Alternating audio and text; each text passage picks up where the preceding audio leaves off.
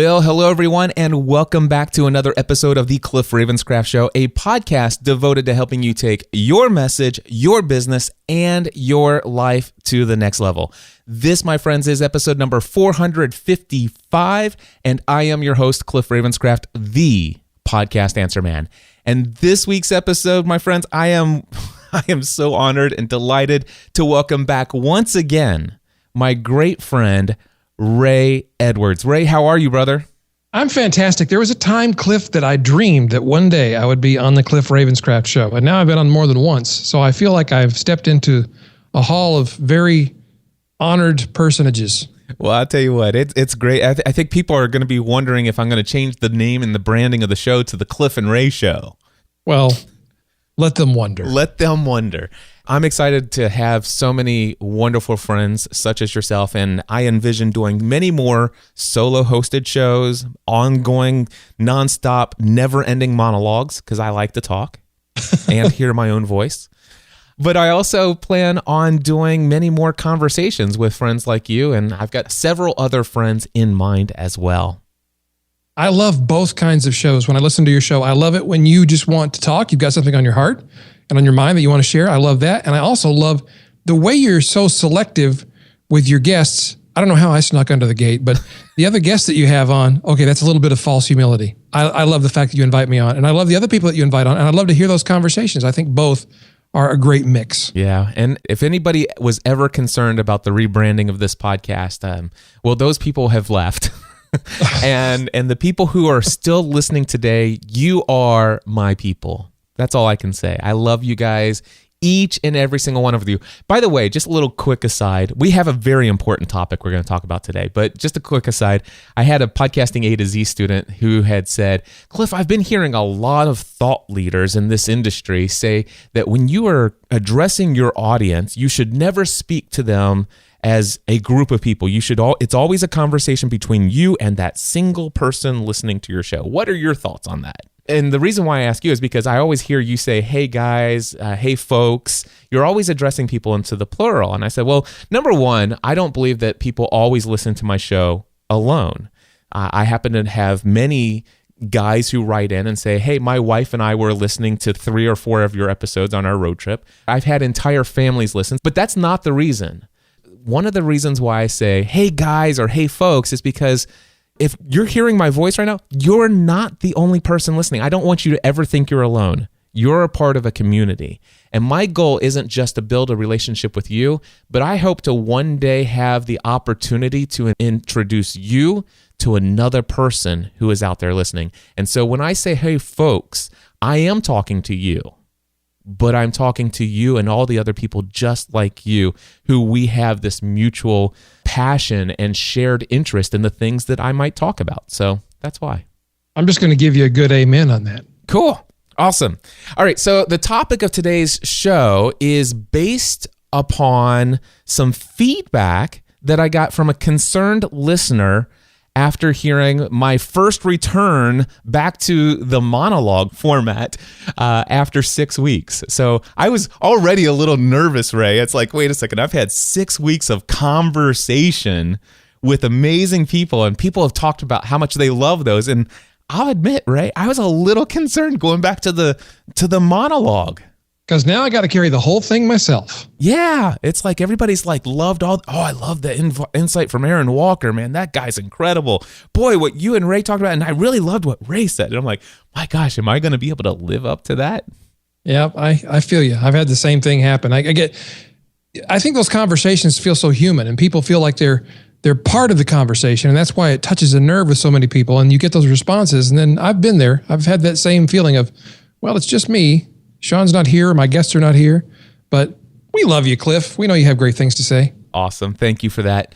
Well, Ray, I didn't ask you this ahead of time, but I did share a Google Doc with you. And I want to know if you would be willing to read a piece of feedback that came from a concerned listener. Yes, of course. This came to me maybe 2 days after I released episode 454 last week. I got this via a Snapchat message from a concerned listener. And it says, "Hi, Cliff. I just listened to your latest podcast and was very alarmed by the Tony Robbins part. His NLP theories have been debunked scientifically many times. This is not real psychology. I think your initial assertion that it's snake oil was the right one. Please be very careful. It is very costly snake oil. You have much more valuable insights than Tony Robbins because you are not trying to reprogram people with NLP. You actually want to help them.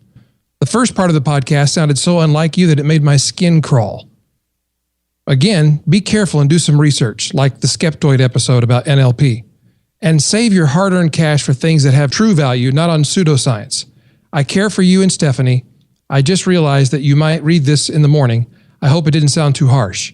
I value you and your example in life much more than the Tony Robbins stuff. He could learn a thing or two from you instead of the other way around. Wow. Yeah. So I received that and I'm like, wow, and by the way, I was really excited, very passionate about that first part of last week's episode. I really thought it was the heart of, the title of the episode is what I'm doing to take things to the next level. And right. One of the many things that I'm excited about, and maybe even the most excited right now because it's, this week, is the Tony Robbins part. I'm really pumped up. I'm really jazzed, really excited about this. And all of a sudden, that part of the episode, this one where I'm concerned about coming back, doing the monologue, and by the way, I happen to know the person who sent this. We're connected on Snapchat, and we're pretty close, you could say. And I do know that the heart of this person is one of love and care for myself and Stephanie. So all of that, and I come back, and now all of a sudden, this thing that I was so excited about last night is making my friend's skin crawl. Yeah. So I know that if you're like me, when you see a note from a friend about something you've done, your first initial response is, oh, good. Let me see what Cliff has to say about this. And then if I read something like this from you, I would feel, I don't know how you felt, but I would feel like the wind had just come out of my sails for at least a moment. I would have, a couple years ago, it would have sucked all of the wind out of my lungs. Absolutely. There's no question. It would have been like a gut punch. Not because that person intended to hurt me. Oh, of course. But certainly because it's like, whoa, did I do something wrong? Am I wrong? And right. Wow, am I wrong publicly in front of everyone? Have I destroyed my credibility by associating myself with such things? And I just like to say, if you're ever going to give feedback to someone out of concern, this is the way to do it. If you listen to those words, go back and listen again. It was very well written. It was very respectful, and it very clearly expressed some real concerns. So I think it was well done, and clearly it was from somebody who cares about you deeply and has only your best interest at heart. And speaking as the guy who I feel like I kind of sold you the snake oil, yeah. Then I had a response to it as well. I was like, wow, okay. That's a different way to think about it. Yeah, so here's what I want to say. Well, going back to your initial question is that years ago, I would have had the wind sucked out of me because years ago, so much of how I felt about myself, my own identity, was tied up in the approval and am I validated by those I respect the most or those I care about the most? And as long as so if anybody that I trusted or respected sent me something like this a couple years ago, it would have crushed me because it would have like made me question so many things. But the reason why this feedback didn't suck the wind out of me in this time is because number one, and Ray, you said this before we hit the record button today, I have been on the other end of this conversation with friends. I have shared this same, I'm a concerned friend, and I want to share this with you as well. Yes, and I have shared that concern about the very person we're discussing, Tony Robbins and his teachings. I have said to other people in the past, I've said, I'm not sure that's a good idea. And I had lots of great reasons why. And today, I'll just go ahead and give you the spoiler. Today, I'm convinced that I was mistaken, and I'm a big supporter of this. In fact, I really encouraged you to go experience this event. You did, and that is part of the reason why I felt confident in making the decision to even jump deeper into Tony Robbins stuff. And it wasn't just that, but here's what I can tell you. Before you, there was Michael Hyatt, which I also referenced in last week's conversation. It's like Michael and I were sitting in his office one day, and we were sitting there having a conversation, and he just, and we talked about the different events. We were talking about his platform conference, and we were talking about how events can have a positive impact and even change your life. And one of the examples he gave was an event that Tony Robbins did. And I'm like, whoa, it's like, wait a second. Michael Hyatt went to a Tony Robbins event and he has now positive things to say about it. That How can it be? He's a Christian. Yes. And now the thing is I had already had a mindset shift about the way that I approach these things.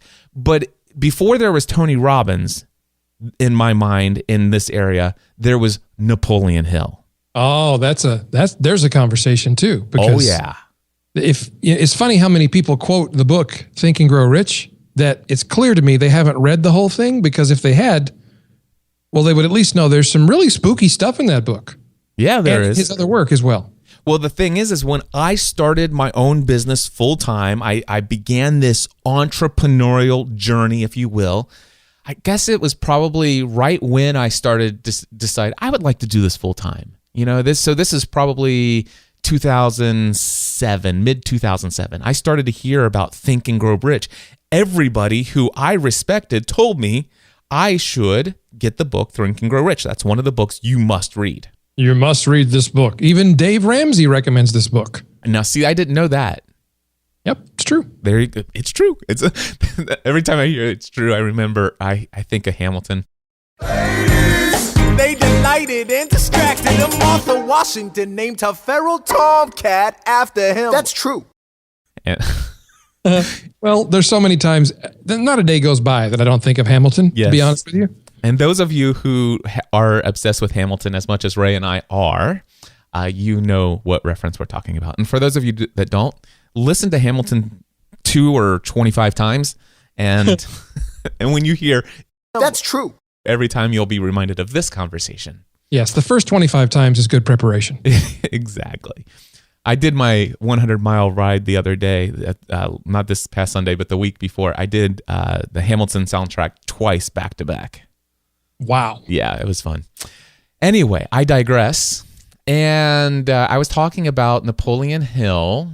So here's the thing. Everybody said you must listen to, or you must read Think and Grow Rich. And I start reading the book, and all of a sudden, I believe this gift of discernment that has been given to me by God through the Holy Spirit, I'm reading this, and all of a sudden alarm systems are going off. It's like, red alert, belief system in place. This violates this thought, this thing, that. I'm like, seriously? Now, how on earth could this person recommend that I read this book? Mm-hmm. And just so many people have recommended this, and people that I trust that are Christians, and I respect so much about everything that they, or most everything that they do and say, and it's like, how do they reconcile some of the stuff in Napoleon Hill's Think and Grow Rich that it just, especially when he starts talking about the universal consciousness, and he never references God, and you could say New Age kind of philosophy. Napoleon Hill's philosophy comes straight out of a school of thought called New Thought, which goes back much further in history than Napoleon Hill himself. And so the New Thought movement is the beginning of the New Age movement as we know it today.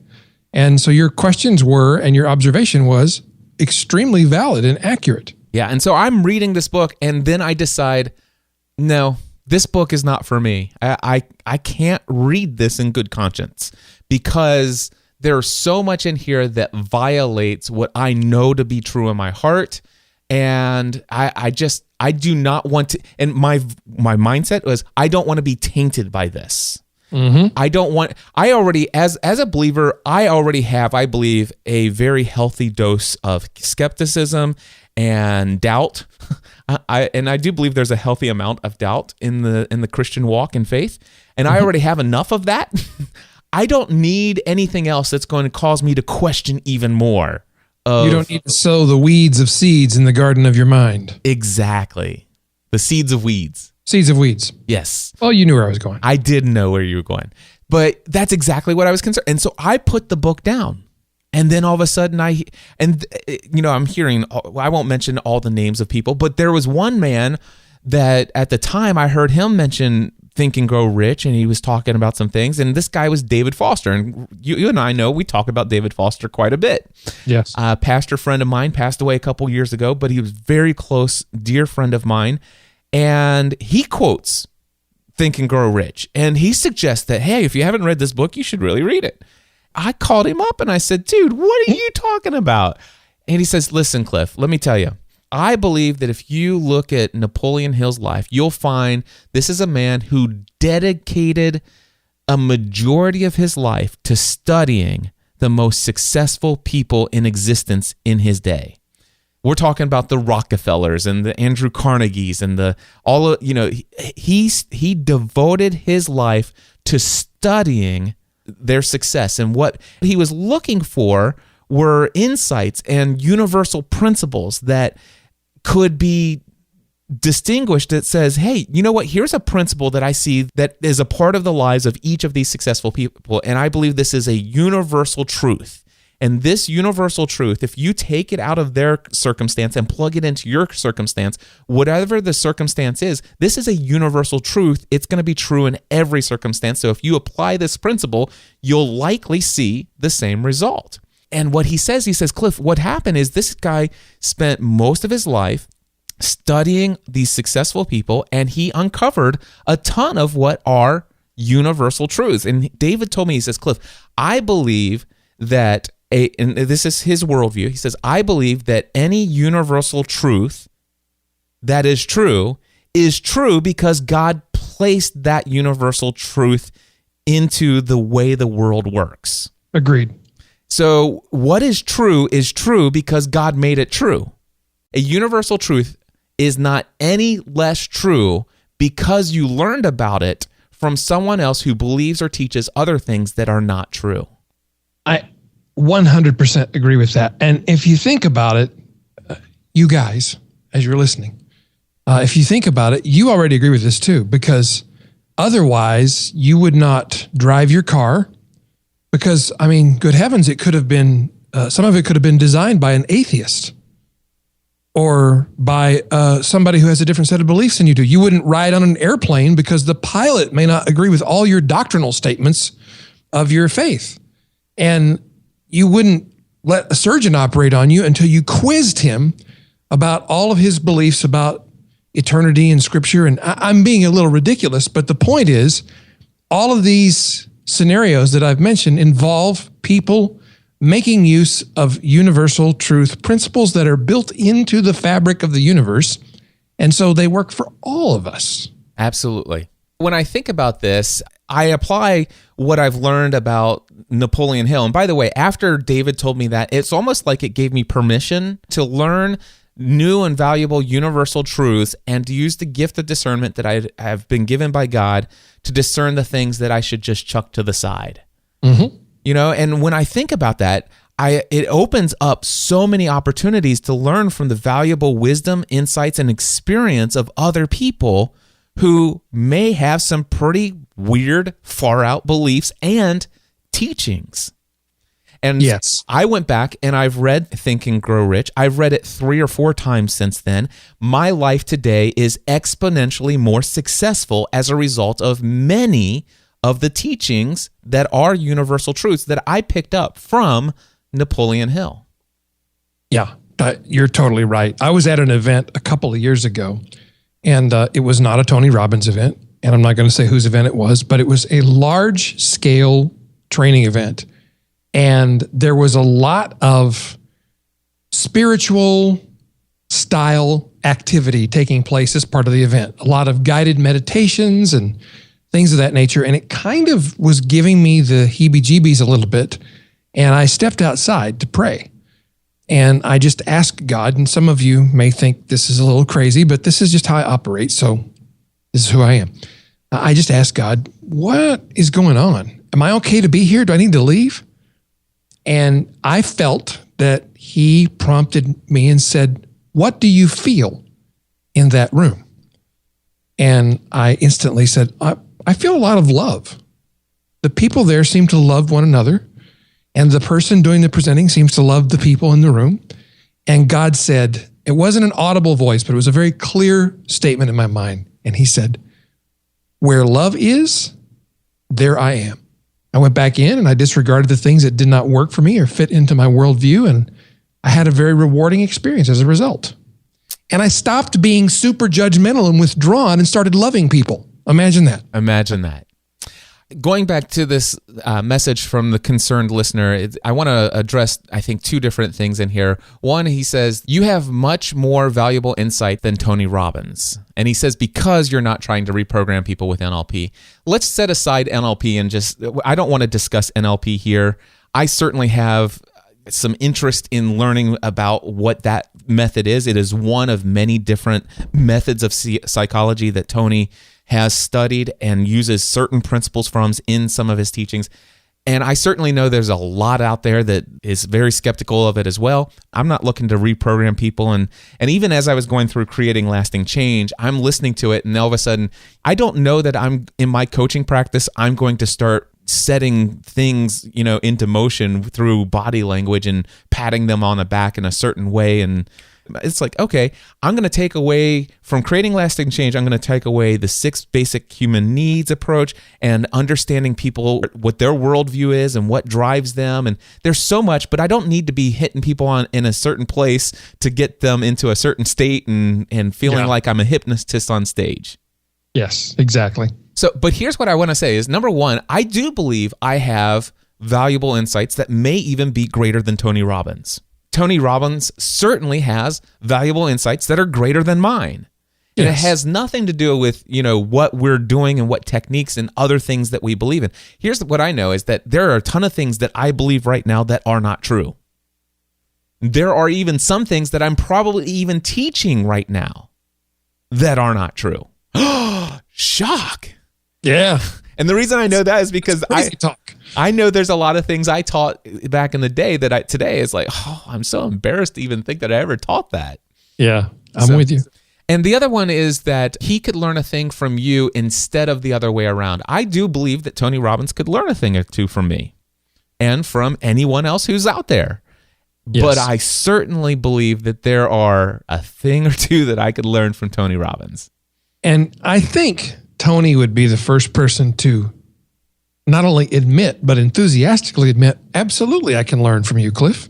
And you're having a great depth of insight and wisdom to offer people does not invalidate the wisdom and knowledge that Tony has to offer people. Absolutely.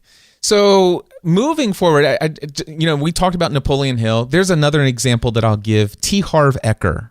Somebody recommended that I read the book Secrets of the Millionaire Mind by T. I have a millionaire mind. Yes. To this day, Ray, every single time I'm walking down the road and I see a change on, it doesn't matter if it's a dirty, greasy, grimy penny, a dime that it looks like it's all crusted over. I don't care if it's shiny or not. Every single time I find any spare change on the ground, I pick it up. And as I'm putting it in my pocket, I say, I am a money magnet. Yes. Yes. I did that for a long time, and I made it my own. And I started to say, and I'm not Jesus juking you here. If you haven't heard that, look up John Acuff. Okay. It's hilarious. But I now say, when I find a penny or any coin, just like you just said, I'll pick it up and I'll hold it in my hand and I'll say, thank you, God, for putting wealth in my path that I didn't even have to earn. And I put it in my pocket. And it's the same principle as money magnet. It's just a little more personalized to my own belief. But that's the effect that T. Harv Eker had on me. I read all of T. Harv Eker's book, Secrets of the Millionaire Mind, which, by the way, I highly recommend it. Here's what I can tell you. The guy is way more arrogant than I'm comfortable with. I'm just going to say that. I bet you he's a super nice guy, and I bet you in real life he's probably not so arrogant, egotistical, and just so boisterous in your face. It's probably just comes away that way in his writing. But the way that he's written his book, he seems to me to be a complete and utter egomaniac. And that's a lot coming from Cliff Ravenscraft. I'm just saying.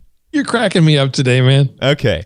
The first few chapters, it might even be the first chapter, he talks about the formula. Thoughts plus emotions plus actions equal results. And he talks about how you have this blueprint, and this blueprint is that formula, and the fact that no matter what, you cannot operate. You cannot make more money than what your blueprint will allow. And this is what your blueprint says. And I had a blueprint. And my blueprint had a certain dollar amount, and I could never make more. I'd sometimes make more, but I would sabotage it. And I read this book, and boom, it's like, oh my gosh, there's a universal truth right there. Mm-hmm. And all of a sudden, I went in and I reprogrammed the formula. I took out some variables, plugged in some new variables, some new beliefs, and I changed the formula on the left side, and today my income is 10 times what it was before I read that book. You are a money magnet. I have a millionaire mind. So there you go. But do I believe in everything that T. Harv Eker says in that book? No. When I recommend Napoleon Hill, when I recommend T. Harv Eker, I often recommend it with a little word of caution that I don't fully endorse or agree everything this person teaches. If you think about it, we really should just offer that warning about anything we recommend, because I'm sure that everybody I recommend, everybody I know, everybody I learn from probably believes some things that I don't believe. So from now on, hey everybody, you need to check out Ray Edwards. Go over to rayedwards.com. But by the way, just word of caution, I don't necessarily agree with every single thing Ray believes or teaches. Yeah. Or we could all just have a moment of revelation and realize, well, that's true for all of us. So maybe we don't need to be so afraid of other people's ideas. There was a gentleman who told me one time, we were talking about a book that I had read or that I was reading. I had some challenges with. It wasn't any of the books we've mentioned so far, but I had similar challenges with it.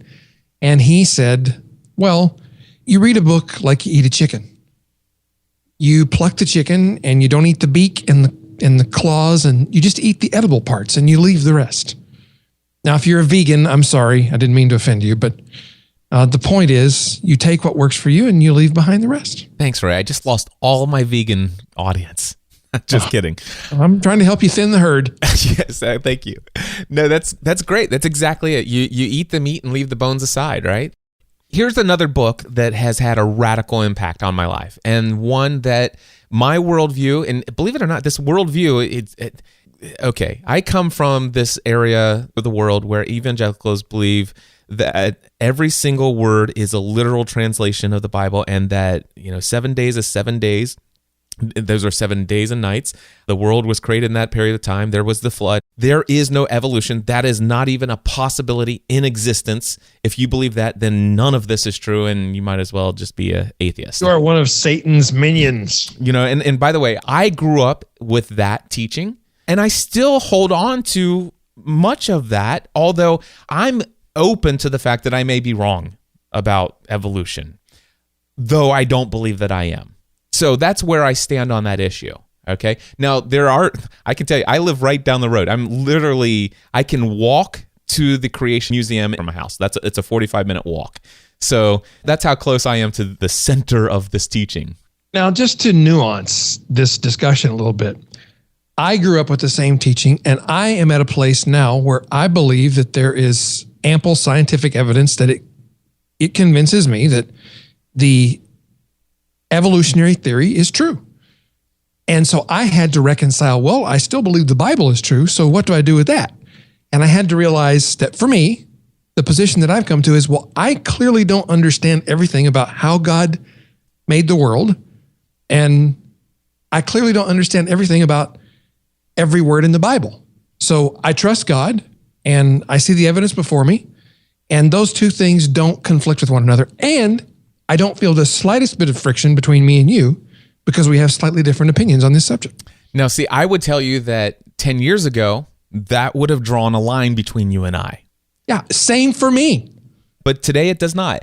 And here's the thing. I still do not believe in evolution, Although I agree that there's a lot of scientific evidence, but boy, I can go to my friends who believe the other way, and they got all kinds of evidence as well.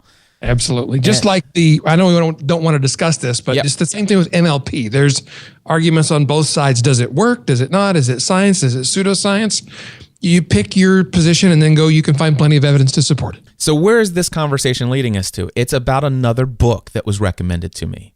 And this book was called Younger Next Year. All right. Written by two guys. One guy happens to be a medical doctor and the other co-author is his patient. And I've been recommended this book by a Christian friend of mine. His name, I'll even mention it. It's Ken Davis. Ken, I've just outed you, brother. But Ken gave me this book, and guess what he gave me? A word of caution. He goes, I don't know what your faith is on the evolution thing and stuff like that. So, but if you happen to be the one who that kind of concerns you, just a word of caution. There's a lot in here on the evolutionary thing. I mean, he beats me with a dead horse. I mean, it's just like, it's crazy. He goes, just understand that the medical science that is today's research that he shares, that's the meat that you take away from this book. You can choose to discard anything else that you want. Just know that the truth is the truth, and you can discern what the truth is in there. But I think you'll do well reading this book. I read this book, right? It has radically had a profound and positive impact in my life, as you well know. Yes, I've seen the evidence of that. That's another book that years ago, my old mindset that says this person teaches things that aren't real. And I'm telling you, you read Younger Next Year, and if you do not believe in evolution and you believe that anybody who promotes it works actively against your faith and you refuse to learn from that person, I guarantee you, this book is like thick in it. If I had the old mindset that I can't learn from somebody who teaches this vehemently against something that is such a huge major tenet of my faith, then I would not see the transformation I have today. And by the way, for those of you that are relatively new or maybe even listening to this podcast for the very first time, November 14th, 2014, I weighed 268 pounds. Since then, I've lost over 80 pounds and put on 20 pounds of muscle. Directly as the main instigation of that book that I'm just referring to called Younger Next Year. Despite the fact that it had all that evolution stuff in it. Despite that. And by the way, that book did not convince me of evolution. Just saying. Well, it wasn't the purpose of the book. Exactly. So I wanted to share all of that. Now, the thing is does Tony Robbins have anything of value outside of the new age, all of those NLP things? Does he have any teachings? And the answer is yes. But what I want to do is I just want to share one of them. And Ray, I'm going to play a 5-minute audio clip. This is only half of a 10-minute lesson that he gave for free to people on his mailing list. So I'm just going to listen to this and invite each of you to listen along. Ultimately, if you're going to have lasting change in anything, you're really talking about just raising your standards. I mean, I always tell people, if you want to know how to change your life, I give it to you in 3 words, boring as it sounds: raise your standards. And what does that mean? Lasting change is different than a goal. You don't always get your goals, but you always get your standards. Maybe it would help you is to think about it this way. I try to explain standards to people with a different set of words. Think of it as everybody in life gets their musts. They don't get their shoulds. Like, think about it. Most people have a list of shoulds, don't they? Don't you have a list of the shoulds, things you should do, you should follow through on? I should lose some weight, I should work out more, I should make more calls, I should respond more rapidly to my email, whatever, you know? I should get into the office earlier, I should be, more confident. Whatever your should list is, people love to have their should list be met, but it's kind of like New Year's resolutions.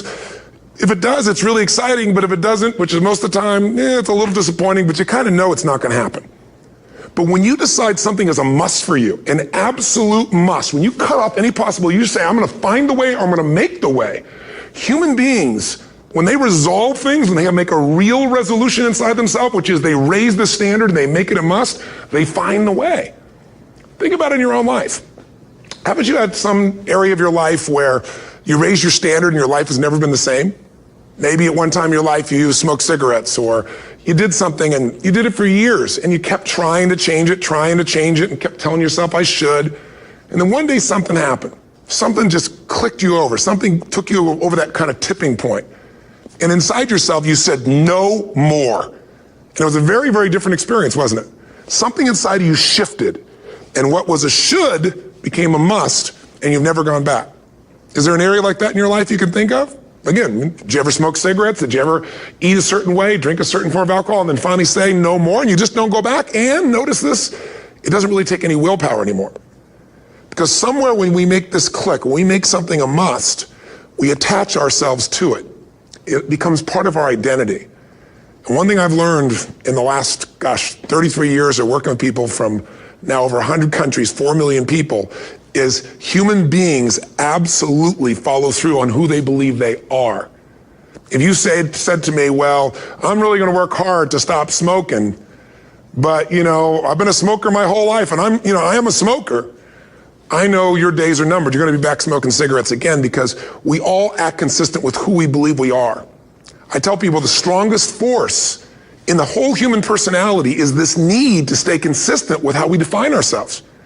If you define yourself as somebody who is really conservative, you're not going to be crazy and act nuts unless you're really drunk or something, and then you can say it's the alcohol, when it's really just you finally getting permission to be yourself. The alcohol is your excuse. If you're a really crazy person, you act crazy, outrageous, playful. You don't act conservative because that's not who you are.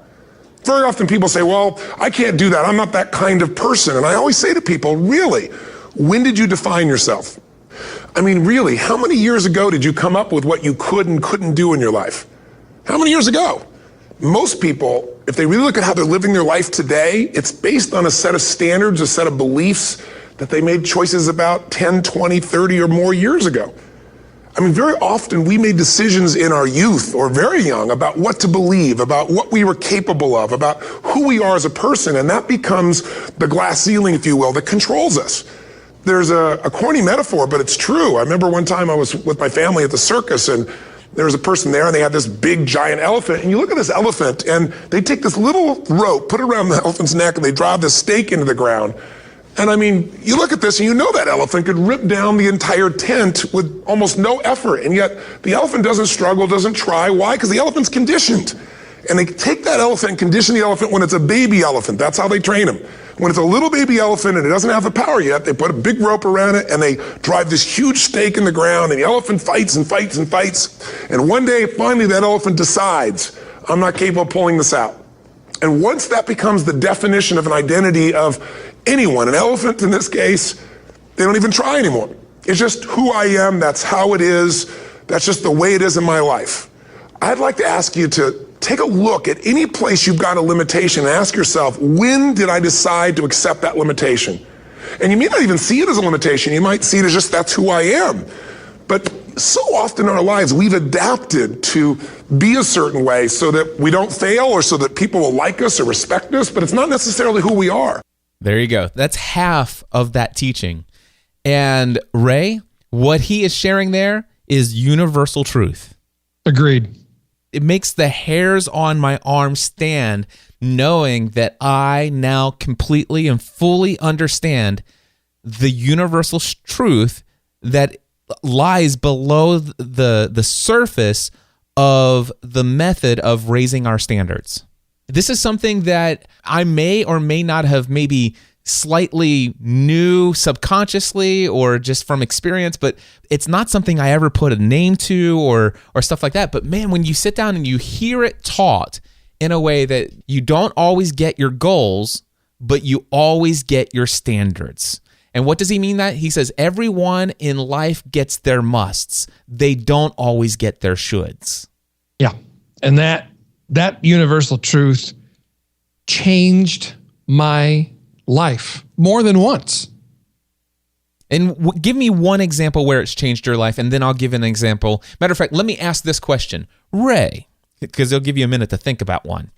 Not that you need a moment. I'm sure you have one off the top of your head, but let me ask it in this way. Have you ever had an area of your life where you raised your standard and your life has never been the same? Something that you did and did it for years and you kept trying to change it and kept telling yourself, I should. And then one day something happened, something took you over the tipping point, and inside yourself you said, no more. There was something very different in that experience, wasn't there? Something inside of you shifted. what was once a should became a must, and you never went back. Has that ever happened to you, Ray? Yes. As it turns out, it has.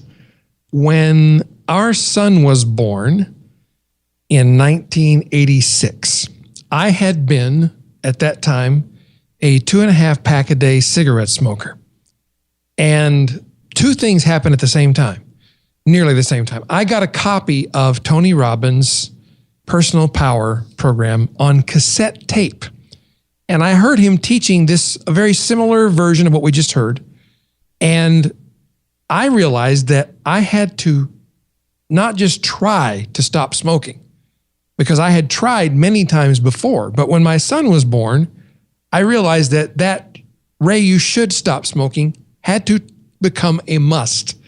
It did become a must. I had to stop smoking because I could not pollute the air that my son was breathing, and I could not continue to commit slow suicide and not be there for him later in his life. So I became, in an instant, a non-smoker. And I still had to work through the discipline of walking that out, but I became and identified myself as a non-smoker. Keyword there. So we already had the universal truth of here, everyone in life gets their musts, not everyone gets their shoulds. That's a universal truth. You cannot argue against that. That it applies for everyone, everywhere, every circumstance. But there's another one, and that is when you change your identity, you change your standard. Yes. What you said at that very moment, I am a non-smoker. Correct. And I haven't had a cigarette since January 1, 1988. And that's because one thing that Tony Robbins has learned in working with over 4 million people in over 100 countries over the past 33 years, a little bit more experience than Cliff Ravenscraft has had. A little bit more than me, too. Just one thing that he's learned in working with over 4 million people in 100 countries over the past 33 years is that human beings absolutely follow through on who they believe they are. And he says the strongest force in the whole human personality is the need to stay consistent with how we define ourselves. Yes. Ray, can I tell you something about me? I am an endurance athlete. Yes, you are. I am a bodybuilder. Yes, you are. You know, and I want to tell you, I'm going to share with you, my wife won't mind if I share this conversation. You know, I had been riding my bike. I did over 1,000 miles on the bike last year. And after doing a 50-mile ride, I decided I was going to do a 100-mile ride. And after I did 100 miles, I'm like, okay, this is cool. And I said to my wife, did you ever think you'd be married to an athlete? And she chuckled. She goes, you're not an athlete. Oh. And I'm like, yes, I am. She goes, no, an athlete's somebody who is actively engaged in a sport where they participate in events like races and stuff like that. And I said, well, technically, I became an athlete under your definition when I did complete my first triathlon. But I don't necessarily subscribe to your same definition of athlete. I believe that I am an endurance athlete. And what I define an endurance athlete is one who basically pushes their body on a consistent basis through a long, grueling exercise regime and makes their body last longer and longer, that they can endure. They train their body methodically to endure long forms of exercise. I said, by my definition, I am an endurance athlete. And I may not participate in lots of official events. While I've done a couple, that's not my goal. I'm not training for events. I'm an endurance athlete that is not training to win events. I'm an endurance athlete who is training to live a healthy life in my 70s, 80s, 90s, and beyond. Yes. You know, I'm a bodybuilder. And I always say, like, I'm not looking to try to look like Arnold Schwarzenegger did when he did the movie Pumping Iron. I'm not trying to become Mr. Universe. And it's always funny. I listen to a lot of Arnold Schwarzenegger stuff as well, a lot of motivational things that he shares. Because listen, people used to tell me all the time, I don't want to look like you. He says, don't worry, with that attitude, you never will. one of the first things I started doing when I started strength training, Ray, is I subscribed to Muscle and Fitness magazine, Men's Fitness, and Men's Health magazines. And do you want to know how many of those magazines I've opened up and read anything out of them? Out of the last 2 years of subscriptions, I've probably read 3 articles out of all of them. But do you know why I have them and why they stack up in the bathroom next to the personal business place? Because every day I walk in the bathroom, I see a cover photo of somebody who has sculpted their body to look the way they want it to look. Mm-hmm. And I identify with myself in that way. I am a bodybuilder. I'm not going to be Mr. Universe. That's not my desired goal. But by golly, Ray, within the next 5 years, you will see me without a picture of me without my shirt on. I will have a 6-pack of abs. I will have muscle that's going to impress people. More than anything, it's not to impress anybody else. It's to impress me. I did this. And that's who I am. I changed my identity. And because that's who you are, I have no doubt you will achieve exactly what you just said. Because I have to. Because that's my identity. I have to stay consistent with how I define myself. You must be who you are. So I work out my identity. This is a part of my identity. This is who I am. I work out 6 days a week, every week for the rest of my life. The question is never, am I going to work out today? The question is simply, when? You settled that question of, am I going to work out, a long time ago. Yep. And there are people out there, and I know, Ray, you've heard me say this before. There are people out there that says, listen, if I don't get a workout in the morning, I just know it's not going to happen. And you know what? You're absolutely right, because that's your identity. Your identity says that if I'm the type of person, if I'm going to work out, I can only do it in the morning. That's your identity. Yes. My identity doesn't say that. My identity says I work out 6 days a week, every week for the rest of my life. And the other night, it was 11:45 p.m. and I asked my 2 daughters who are on summer break at school, I said, do you girls want to go to the gym with me? They said, yeah, Dad. And so we were at the gym until like almost 1 o'clock in the morning. They were hanging out with their dad, working out. How cool is that?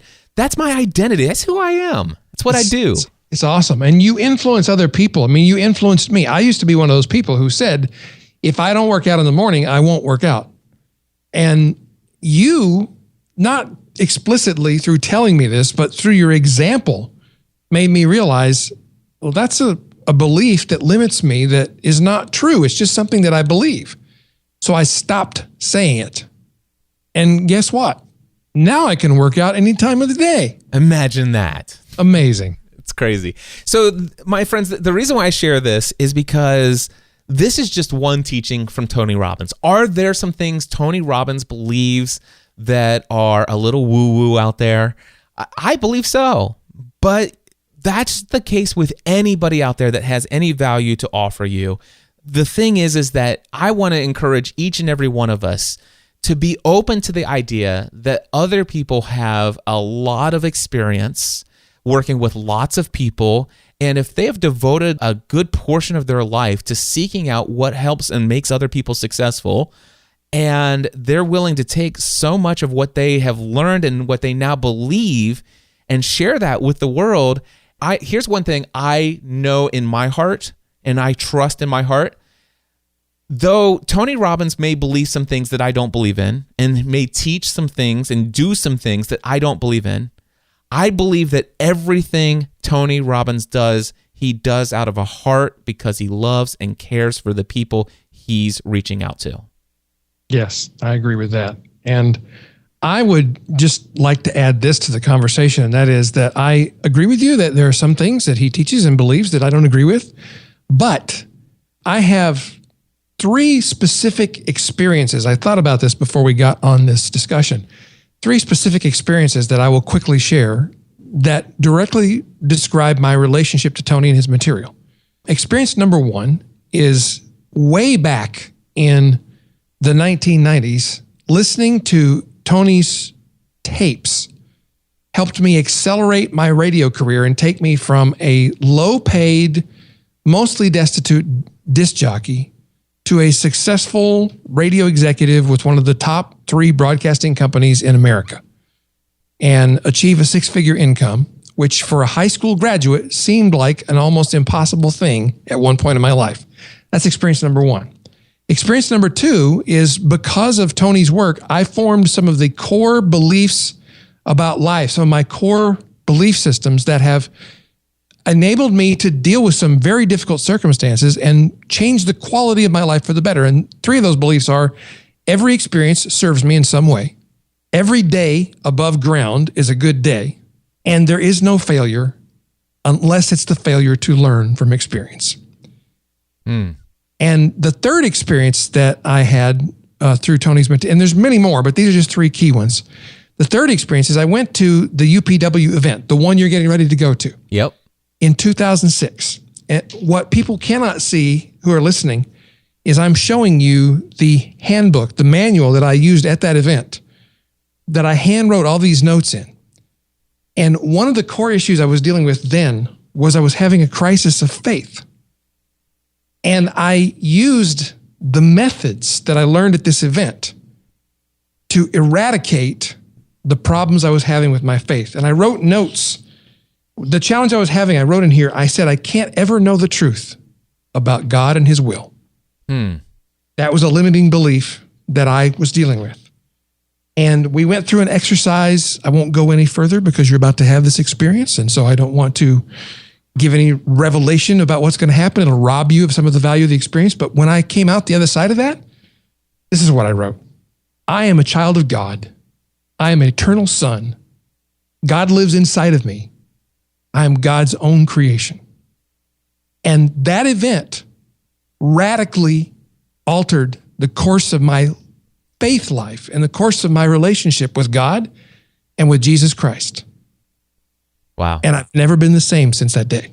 And it's not because that was the topic for which the conference was about. It was applying the universal truths and principles Absolutely. to that scenario that you most needed help in. Yeah, Tony didn't talk about any of that stuff. He just gave us some tools and said, essentially, decide what the things are you need to work on in your life and use these tools to change those areas. And I changed my identity. Listen to what I wrote. Every sentence started with I am, I am, I am. That's about my identity. Yes, identity. Well, our mutual friend, Michael Hyatt, reached out to me. He had listened to last week's episode as well. He says, hey, Cliff, before you go to UPW, read this. It was some advice that I was given before I attended the event the first time. And so, and then he gave me a link to a blog post he wrote called The 3 Benefits of Playing Full Out. He said, I attend a lot of conferences and meetings. I have noticed that most people play it safe in these settings. They are reserved, armed crossed, and skeptical, or simply distracted, hunched over their smartphone. Precious few take the plunge and play full out. He says, several years ago, Robert Smith, Andy Andrews' manager, paid for Gail and me to attend Tony Robbins' Unleashing the Power Within. Though it only lasted 4 days, it changed our lives. We still feel its impact today. Before we left for the conference, Robert said, look, guys, I'm thrilled you're going to the conference. I only ask for one thing. Play full out. Don't hold back. We agreed.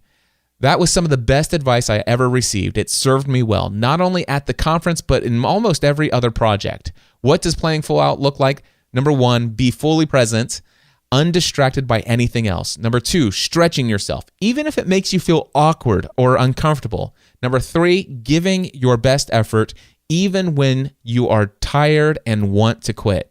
Why play full out? Here are 3 significant benefits. Well, I'll tell you what, I'll put a link to the rest of this blog post in the show notes over at podcastanswerman.com/455.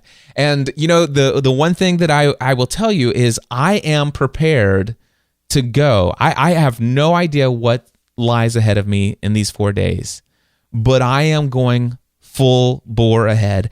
I am going not with skepticism. I'm going to follow the spirit of discernment that God has obviously given me, but I am going also with the openness that there are going to be many things and methods and tools that are made available to me that are going to allow me to see the things that are holding me back in a whole new light that may help me propel myself forward, and that I'm going to come out of this event with the same kind of testimonial that my friend Ray Edwards has, that Michael Hyatt has, and that I've heard from so many other individuals.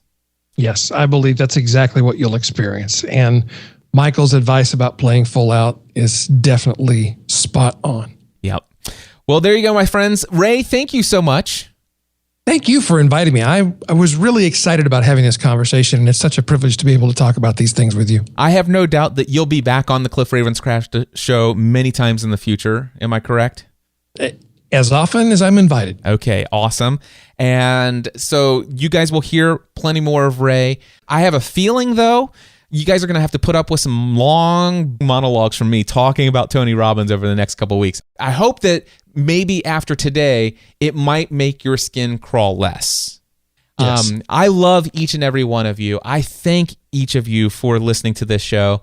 I encourage you to check out my friend Ray Edwards over at rayedwards.com, though with a word of caution that I may not entirely agree with everything the guy believes or teaches. But I do have confidence in a majority of that stuff, and I love the man, and I thank him for being here today. The feeling is mutual. Thank you, my friend. And right before I go, just real quick, my next session of Podcasting A to Z launches on Monday, August 1st. Don't miss your opportunity to be one of 20 students in this next session that starts on Monday, August 1st. If you'd like to have me as your personal coach for the 4 weeks of that entire process, literally walking you hand in hand through every single step in the process, having consistent access to me as your coach for 4 weeks. If that sounds interesting to you, head over to podcastingatoz.com. And I'm going to close this podcast episode out with a recording that Rick, one of my students in my most recent session of Podcasting A to Z, recorded. He didn't necessarily record this as a testimonial for me to play in the podcast. He recorded it for me personally as a message to me, with the understanding that other people in our class, the session number 25, might listen to it as well.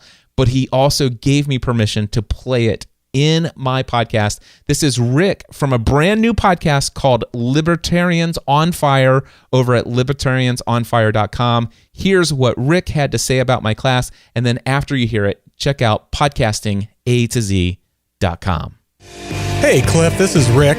I recorded this message for you and anyone else in the course who cares to hear it. Back on April 21, I sent you an email letting you know that I really wanted to be in the May Podcasting A to Z course. And I shared with you why it was so important to me and that I was 100% committed to accumulating the money necessary to make the investment in the course. I also asked if you'd be willing to reserve a spot in the course for me, even though I didn't have the money yet.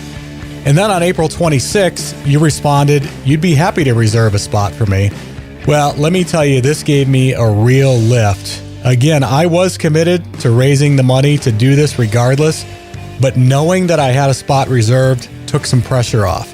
In fact, it made me even more determined to make it happen. And by May 2, I had registered and paid for the course. I also appreciate the fact that you granted me access to some of the tutorials at that time, mainly so I could set up my gear and also start recording my audiobook. Now, when I started this process with you, I did not have the money to make this happen. So, how did I do it? Well, I sold various items on Craigslist to raise the money. Finding out about Podcasting A to Z and going through the course these last 4 weeks has truly been a life-changing experience for me. As of today, if I include the course, gear, software, hosting, artwork, voiceovers, I have spent $4,010. And I'm on the hook for another $35 to $40 a month ongoing for Libsyn and Adobe Audition. But I really shouldn't say spent because it's really an investment.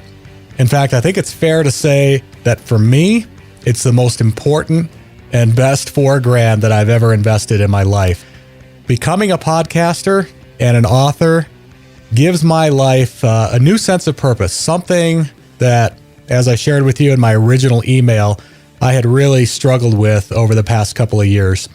So I just want to thank you from the bottom of my heart for everything that you've done for me.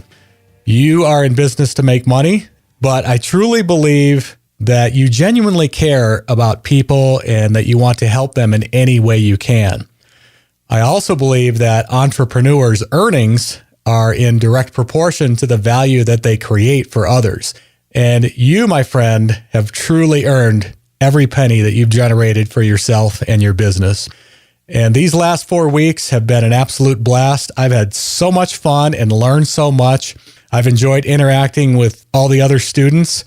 In fact, on that note, I want to thank you for letting me butt into everyone else's threads. I hope I didn't overstep my bounds on that, but I figured I could ask for forgiveness instead of permission. Today is a bittersweet day. I'm a little sad that it's over, and I'm also excited to take everything I've learned from you to take my podcast, my business, and my life to the next level. Podcast. Answer Man.